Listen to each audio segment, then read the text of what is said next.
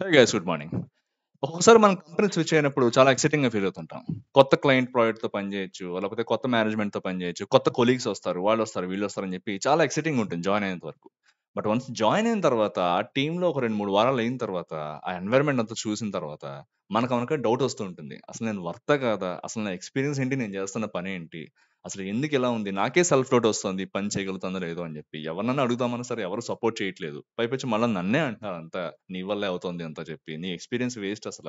అసలు నీకంత ఉందా? అంత వర్త్ క్యాండిడేటేనా అని చెప్పి నాకే డౌట్ వస్తుంది అని చెప్పి చాలా మంది ఫీల్ అవుతుంటారనమాట.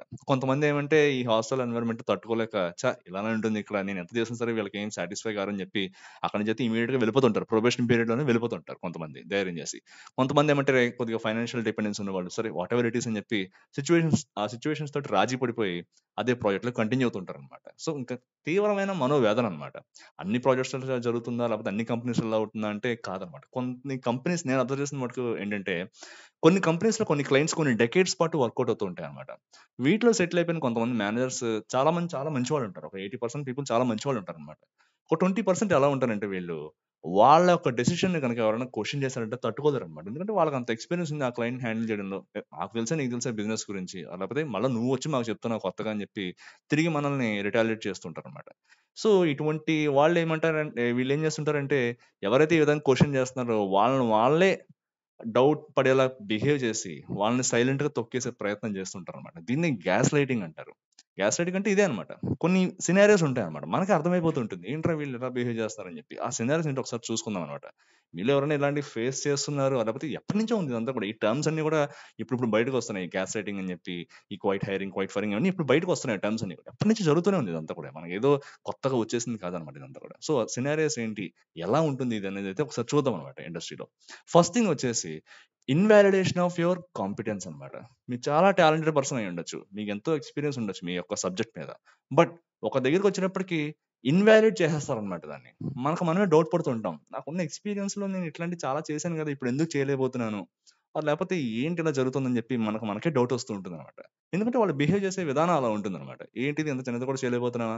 నీకన్నా పా తక్కువ ఎక్స్‌పీరియన్స్ ఉన్నవాళ్ళు వాళ్ళు చేయగలుగుతున్నారు. నువ్వేంటి ఇలా చేస్తున్నావు అని జెప్పి పక్క వాడితో కంపేర్ చేసి ఎక్కువ మనల్నయితే పాయింట్ ఔట్ చేస్తుంటారనమాట. సో, ఇది ఫస్ట్ థింగ్ అనమాట. మన యొక్క ఎక్స్‌పీరియన్స్‌నే వాళ్ళైతే ఇన్వాలిడ్ చేసి పడేస్తుంటారనమాట. పక్కనున్న కొలీగ్స్ తోటి వాళ్ళతోటైతే పోల్చనమాట.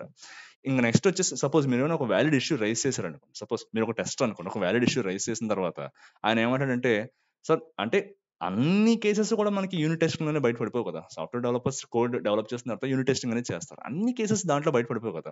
ఒక టెస్టర్ వాళ్ళొచ్చి మొత్తం అన్ని కేసెస్ రాసుకున్న తర్వాత కొన్ని ఏవో కేసెస్ ఉంటాయి. అందులో కనుక అది ఫెయిల్ అయిందంటే వాడు చెప్తాడు. నాకు తెలీదా? నేను ఎప్పటి నుంచో పని చేస్తున్నాను ఈ ప్రాజెక్ట్‌లో అని చెప్పి. మన రీసెంట్‌గా ఒక సినిమాలో కూడా జరిగింది ఇట్లా.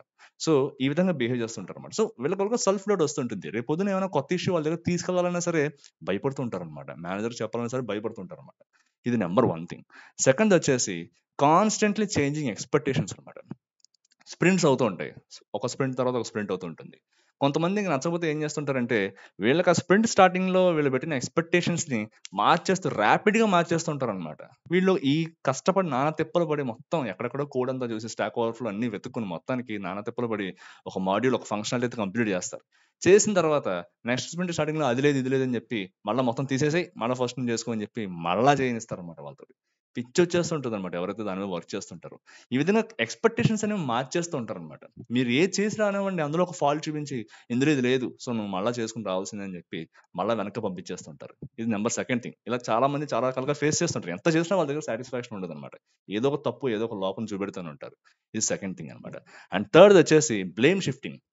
Whatever it is, even management side తప్పున్నా సరే, ఒక క్లయింట్ గనుక ఏదైనా ఇష్యూ వచ్చింది, ఎస్కలేషన్ ఏదైనా అయిందంటే, మేనేజ్మెంట్ వైపు తప్పుంది. వాళ్ళు సరిగ్గా మేనేజ్ చేయలేకపోయారు. రిసోర్సెస్‌ని సరిగ్గా అలొకేట్ చేసుకోలేకపోయారు. అల్టిమేట్‌గా ఎవరైతే ఒక విక్టిమ్ దొరుకుతాడో, ఆ విక్టిమ్ మీద తోసేయడానికి అయితే ట్రై చేస్తారనమాట. ఆ బ్లేమ్ అంతా కూడా ఆ పర్సన్ మీద షిఫ్ట్ చేయడానికి అయితే చూస్తారనమాట. వాళ్ళు తప్పించుకోవడం గురించి. కంటిన్యూయస్‌గా మీరు గనుక ఇది ఫేస్ చేస్తున్నారంటే ఏదైనా ప్రాజెక్ట్‌లో, దయచేసి అర్థం చేసుకోండి, మిమ్మల్ని అయితే తొక్కేయడానికి అయితే ట్రై చేస్తున్నారు ఆ ప్రాజెక్ట్‌లో. సో, ఇది ఎప్పుడు జాగ్రత్తగా మైండ్‌లో పెట్టుకోండి అనమాట. బ్లేమ్ షిఫ్టింగ్ అనేది ఎక్కడో ఒక చోట జరగొచ్చు. కొలాబరేటివ్‌గా ఒక టీమ్ ఎఫర్టే కదా ఏం చేసినా సరే. అల్టిమేట్‌గా సక్సెస్ వచ్చినప్పుడు మాత్రం టీమ్ మొత్తం తీసుకుంటుంది. ఏదైనా బ్లేమ్ వచ్చినప్పుడు మాత్రం ఒక పర్సన్‌నే టార్గెట్ చేస్తున్నారంటే మాత్రం ఖచ్చితంగా గ్యాస్ రైటింగ్ అనేది జరుగుతుందని చెప్పి మనం చెప్పాలన్నమాట. ఇది ఎప్పుడు గుర్తుపెట్టుకోండి. నెక్స్ట్ పాయింట్ వచ్చేసి అండర్మైనింగ్ యువర్ కాంపిటెన్సీ అన్నమాట. ఏదైనా కొన్ని క్లయింట్ డిస్కషన్స్ అవుతుంటాయి. క్లయింట్ మీటింగ్స్ అవుతుంటాయి. మనకు తెలుసు మనం కేపబుల్ అని చెప్పి తెలుసు. ఆ పర్టిక్యులర్ ప్రాబ్లమ్ హ్యాండిల్ చేయడం గాని, లేకపోతే పర్టిక్యులర్ మాడ్యూల్ కంప్లీట్ చేయడానికి మనకి స్కిల్ ఉంది. మన దగ్గర టాలెంట్ ఉందని చెప్పి మనకు తెలుసు.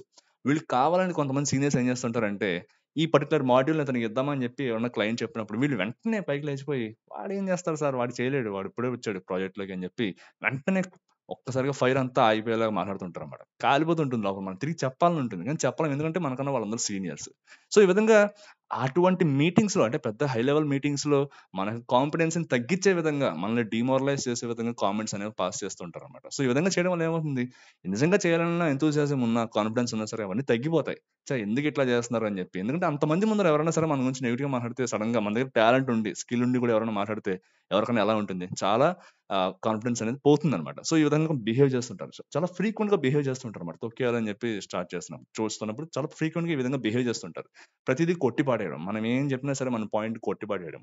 వాడికి తెలీదు. వాడేదో చెప్తాడు. ఇప్పుడే వచ్చాడు. ఫ్లూక్‌లో ఏదో అనేసాడని చెప్పేసి వెంటనే కొట్టి పడేస్తుంటారన్నమాట. సో, ఈ విధంగా బిహేవ్ చేస్తుంటారు. నెక్స్ట్ పాయింట్ వచ్చేసి ఐసోలేషన్ అండ్ ఎక్స్‌క్లూజన్ అన్నమాట. ఎక్స్‌క్లూజన్.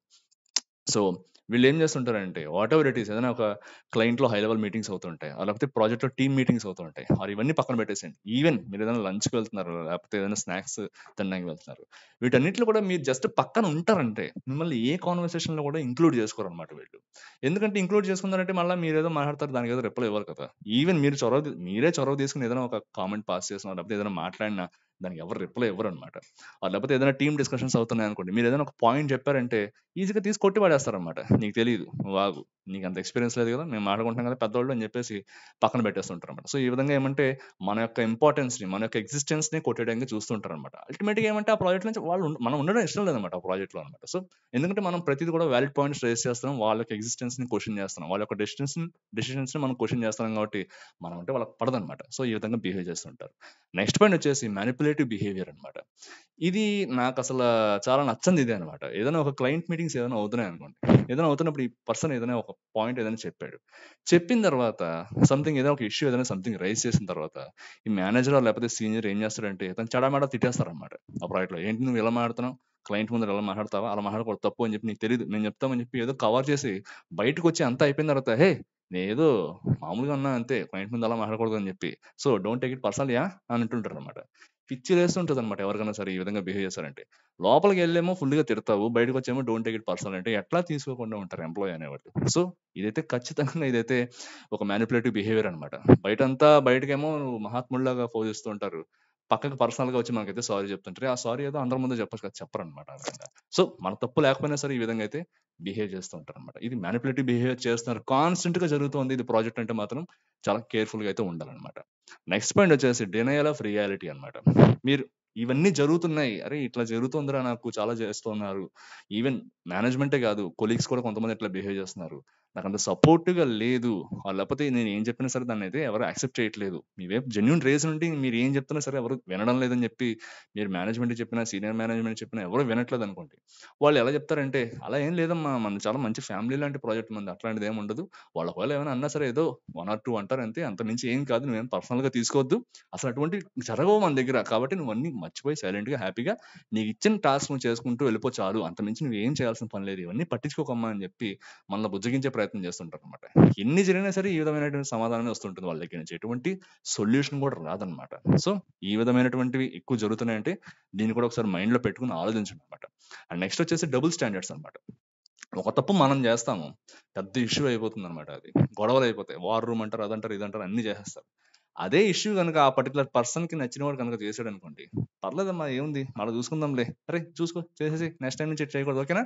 ఆల్ ది బెస్ట్ అయితే" అని చెప్పి అంటుంటారనమాట. సో, అంటే మనం చేస్తే తప్పు పక్కవాడు చేస్తే మాత్రం పర్వాలేదు. అంత పెద్ద ఇష్యూ ఏం కాదు అన్నట్టు చేస్తుంటారనమాట. సో, ఇలా కనుక బిహేవ్ చేస్తున్నారంటే ఖచ్చితంగా మిమ్మల్ని తొక్కే ప్రయత్నం జరుగుతుందనే అనమాట ఆ ప్రాజెక్ట్‌లో.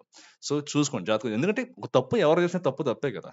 సో, ఒకళ్ళు ఒకలాగా కాదు కదా! ఆ రిజల్ట్ అనేది ఇంపాక్ట్ ఖచ్చితంగా ఉంటుంది. అలాంటప్పుడు ఒకళ్ళు చేస్తే ఎక్కువ, ఒకళ్ళు చేస్తే తక్కువ అనేది ఎలా అవుతుందో నాకు ఇంతవరకు తెలీదు. సో, ఇటువంటి బిహేవియర్ గనుక ఎగ్జిబిట్ అవుతుంది టీమ్‌లో అంటే మాత్రం చాలా జాగ్రత్తగా ఉండండి. అండ్ ఇంకా లాస్ట్‌లో వచ్చేసి మీకే చాలా కన్‌ఫ్యూజ్డ్‌గా ఉంటుందో, లేకపోతే మీకే చాలా డిసోరియంటెడ్‌గా ఉంటుందన్నమాట. ఏంటి ఎగ్జిస్టెన్స్ అంతా కూడా మనకు అవసరమా ఈ ప్రాజెక్ట్‌లో ఎంతలా ఉంది అని చెప్పి, మనకు మనమే ఎవ్రీడే ఆ ప్రాజెక్ట్‌లోకి వెళ్ళాలా, లేకపోతే కాల్స్ అటెండ్ అవ్వాలి.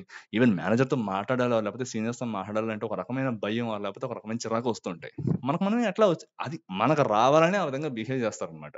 సో, ఈ విధంగా బిహేవ్ చేస్తూ ఉండడం వల్ల రాను రాను మనకే అర్థమవుతుంది. ఎందుకొచ్చింది దీనికన్నా వేరే ప్రాజెక్ట్ చూసుకోవచ్చా, లేకపోతే వేరే కంపెనీకి వెళ్ళిపోదాం అన్నటువంటి థాట్స్ మనకైతే వస్తాయి. అల్టిమేట్‌గా మనం అయితే వెళ్ళిపోతాం అనమాట. సో, ఈ విధంగా బిహేవ్ చేస్తారు కొంతమంది. కావాలని బిహేవ్ చేస్తుంటారు. అన్ని ప్రాజెక్ట్స్ ఎలా ఉంటాయంటే ఉండవనమాట. కొంతమంది ఏమంటే చెప్తున్నాను కదా!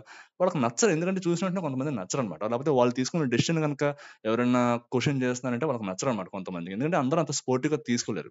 స్పోర్టివ్‌గా తీసుకునే వాళ్ళు కూడా ఉంటారు ఖచ్చితంగా. నేనేదో వాళ్ళనెవరిని పాయింట్ ఔట్ చేయట్లేదు. ఇదేదో ఇలా జరిగిపోతుంది, పెద్దదేదో అయిపోతుందని చెప్పి పానిక్ అయిపోయే సిట్యుయేషన్ ఏం కాదు. ఇలా జరుగుతుంది. ఖచ్చితంగా ఇట్లాంటివి జరుగుతుంటాయి. కేసెస్ అన్ని కూడా జరుగుతుంటాయి. ఎవరైతే ఈ విధమైనటువంటి హాస్టల్ సిట్యుయేషన్స్ ఉన్నారో వాళ్ళైతే దయచేసి వాళ్ళ యొక్క సీనియర్ మేనేజ్‌మెంట్‌తో మాట్లాడడానికి ట్రై చేయండనమాట. వెంటనే ఏదో మీరు సెన్సిటివ్‌గా ఉండిపోయి ఏదేదో మీలో మీరే బాధపడిపోయి సంథింగ్ ఏది ఏం చేసుకోవద్దు. ఎందుకంటే ఇలాంటివన్నీ కూడా చాలా రాను రాను పెద్ద ఇష్యూస్ కింద మారుతుంటాయి. మీ వల్ల కావడం లేదు. మీరు వెళ్లి మీ సీనియర్ మేనేజ్‌మెంట్‌తో చెప్పండి. లేదా మాకు ఫైనాన్షియల్ రిసోర్సెస్ మీద కొద్దిగా డిపెండెన్సీ ఉంది. యాస్ ఆఫ్ నౌ నాకు ఇది తప్పితే వేరే దారి లేదనుకుంటే కొద్దిగా అడ్జస్ట్ అయిపోయి కొంతకాలం వరకు ఉండి వేరే దారిని చూసుకోండి. లేకపోతే మీ వల్ల అక్కడ ఉండడం కుదరట్లేదు. మీరు ఎమ్మడలేకపోతున్నారనుకుంటే మర్యాద అక్కడి నుంచి వేరే కంపెనీకి అయితే వెళ్ళిపోవడానికి అయితే ట్రై చేయండనమాట. ఇట్లాంటి రిటాలియేషన్‌లు ఇట్లాంటివి ఏమి పెట్టుకోవద్దనమాట. ఎందుకంటే అల్టిమేట్‌గా పాడేది మన యొక్క మెంటల్ పీసే తప్పితే మనం దీన్ని ఏం మార్చలేం. మనం ఏం చేయలేమనమాట. ఎప్పటినుంచో జరుగుతుందనమాట ఇదంతా కూడా. సో, దీనైతే ఇలాంటివి కొన్ని ఉంటాయి. ప్రతిసారి ఇలానే కాదు. ఎందుకంటే మన వైపు కూడా తప్పు ఉండొచ్చు. ఎంప్లాయీస్‌గా మనం కూడా తప్పు చేసి ఉండొచ్చు. కొన్ని బ్లండర్స్ మనం కూడా చేస్తాం. ఆ టైంలో ఖచ్చితంగా మేనేజ్‌మెంట్ చాలా సీరియస్‌గానే రియాక్ట్ అవుతుంది. బట్ ప్రతిసారి టార్గెటెడ్‌గా మిమ్మల్నే గనక చేస్తున్నారంటే మాత్రం ఖచ్చితంగా అనుమానించాల్సిన విషయం అన్నమాట. సో, ఇవైతే మైండ్‌లో పెట్టుకోండి. మీకేమైనా ఎప్పుడైనా ఇష్యూ వచ్చింది. ఈవెన్ పర్టిక్యులర్‌గా లేడీస్ ఎవరైతే ఉన్నారో ఎంప్లాయీస్ మీకేమైనా వచ్చిందంటే డెఫినిట్‌గా మీరు వెళ్లి హెచ్ఆర్ డిపార్ట్‌మెంట్ అయితే కన్సల్ట్ అవ్వండి అన్నమాట. సో, ప్రతి కంపెనీకి హెచ్ఆర్ డిపార్ట్‌మెంట్ ఉంటుంది కదా! ఇటువంటి పాలిసీస్‌లో మీరేమైనా కొద్దిగా లెఫ్ట్ ఔట్ అవుతున్నారు. ఏదైనా కొద్దిగా మీరు ఫీల్ అవుతున్నారంటే ఫస్ట్ వాళ్ళతో మాట్లాడడానికి ట్రై చేయండన్నమాట. ఔట్‌రైట్ మీరేదో వెంటనే వెంటనే పెట్టుకోవడాలు ఇట్లాంటివి ఎప్పుడు చేయొద్దన్నమాట. ప్రొఫెషనల్‌గా ఉండాలి అదంతా కూడా. సో, ఏమొచ్చినా సరే ప్రొఫెషనల్‌గా సాల్వ్ చేసుకోవడానికి అయితే ట్రై చేయండి. సో, ఈ వీడియో మీకు నచ్చిందని అనుకుంటున్నాను. ఎవరికన్నా నచ్చిందంటే please subscribe to this channel and thank you very much. And ఇంకా మీకేమైనా డౌట్స్ ఉన్నాయంటే కింద కామెంట్ సెక్షన్‌లో పింగ్ చేయడానికి అయితే ట్రై చేయండి. Thank you very much. Will meet up in the next video. By.